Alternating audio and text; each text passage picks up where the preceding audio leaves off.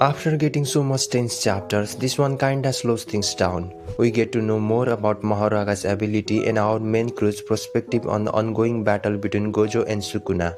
Chapter 231 starts with Kusakabe asking if any one of them have been seriously punched by Gojo. Panda says he have seriously punched Gojo, then Toge says that punch did not touch Satoru. Yuta and Hakari says they have taken a blow from Gojo's limitless technique. Kusakabe explains when Gojo punches, his fist is enhanced with Curse energy, and on moment of impact, blue repeatedly absorbs the surrounding space. It's kinda like punching really hard and trying to cross that part by strongly sucking it. Just like every sorcerer, Gojo enhances himself with Curse energy and adds Curse technique blue to increase the damage. Hakari says it's not just stronger, but the absolute worst. It feels like you have been cloaked by a counter-attack after preparing for a regular blow. Kirara asks, did it hurt? Then Yuta and Hakari replies, it made them puke. On that topic, Yuji remembers Nanami saying something similar. Nanami told Yuji if he intended on continuing as a sorcerer, Yuji should not compare himself with Gojo. Satoru is able to produce critical hits as if they are a run-of-the-mill job. On the other hand, Nanami, even with ratio technique, struggles to perform them.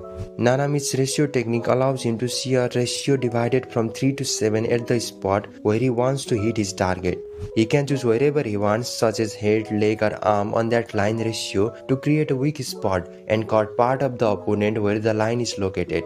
Even with such precise control over his attacks, he could not keep up with Satoru. This just goes to show how skilled and precise Gojo really is with his attacks. This type of control over his Curse techniques makes Satoru one of the strongest hand-to-hand fighter in JJK universe. Then cut back to fight, Gojo punches Sukuna through building's edge, grabs his collar and throws him on ground. He uses blue to attack Sukuna with rubbles and stones.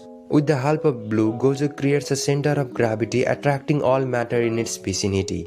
By creating a vacuum near Sukuna, the rubbles and stone of that destroyed buildings get attracted towards that specific point, like a magnetic effect, and crushes Sukuna under its effect. However, Sukuna busted his way out of there.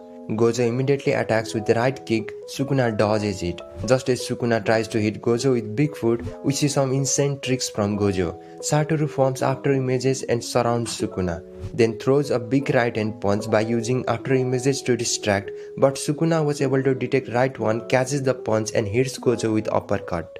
Satoru blocks it with his left palm and levitates backwards, catches the traffic light and sits on top of it.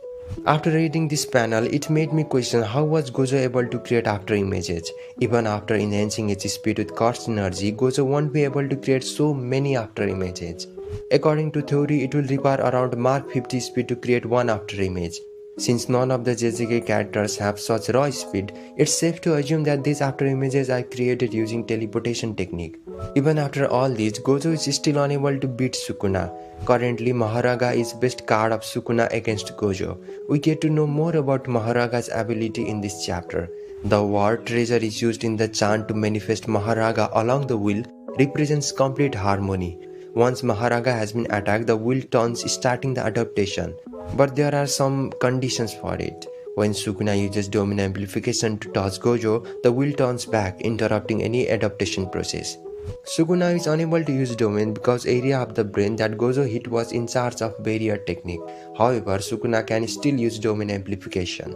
Mahoraga's wheel needs to turn several times to adapt to Limitless. In order to avoid the adaptation, Gojo only uses Curse technique Lapless.